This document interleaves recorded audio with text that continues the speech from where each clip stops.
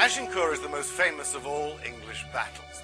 It shares with Trafalgar and Waterloo a special place in the nation's mythology, and of course it's also the battle at the heart of Shakespeare's great patriotic play, Henry V.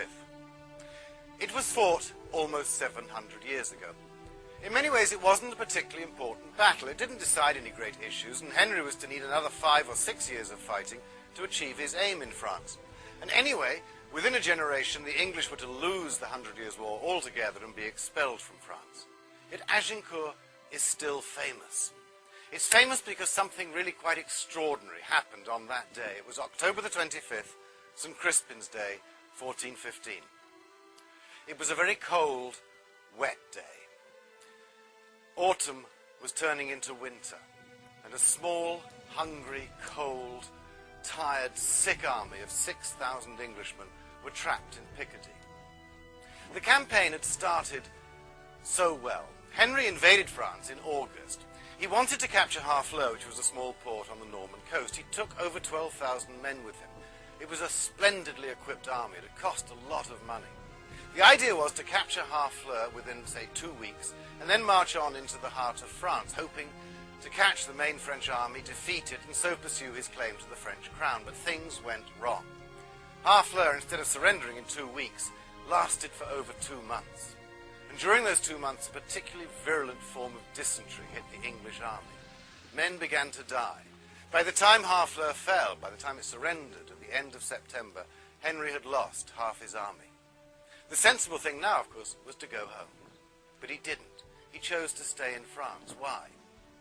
Well, he'd spent all that money on this campaign. He couldn't just crawl home and say that all he could show for that money was the capture of one small port. He needed more. He decided then to defy the French. He would march through France and he would prove to Christendom that the English could march wherever they wanted in France and the French could do nothing about it. Well, that was wrong. The French could do something about it. Henry set off for Calais. It was 120 miles away. It should have taken him about 8 days to get there. Instead, the French blocked the River Somme, and Henry was forced to go inland to find another river crossing. And that gave the French their chance. They blocked the road to Calais. And so, on St. Crispin's Day, in 1415, 30,000 Frenchmen waited for 6,000 cold, tired, and hungry Englishmen. Everyone knew the English had to lose. But they didn't. After 3 or 4 hours fighting, 5,000 to 6,000 French were dead. They were knights, men-at-arms. They were the great lords. They were the royal dukes of France, the counts, all dead in heaps of corpses on the battlefield. Another 2,000 were prisoners. And on the English side, fewer than 200 died. It was the most extraordinary victory. It's also a most extraordinary story. I'm fascinated by those moments in a nation's history that give it myth. I've written about Stonehenge, which lies so far back in British history, about King Arthur, about the making of the English, about the Napoleonic Wars. All of these things are important to Britain, but at the heart of being English is Azincourt. Shakespeare's partly responsible for that, yet the battle still persists as a great story. People think of it as a story of the victory of the few over the many, of the English archer with his dreaded longbow.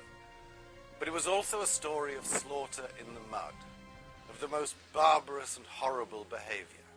Well, I'm inviting you to join me on the field of Azincourt, where history became legend.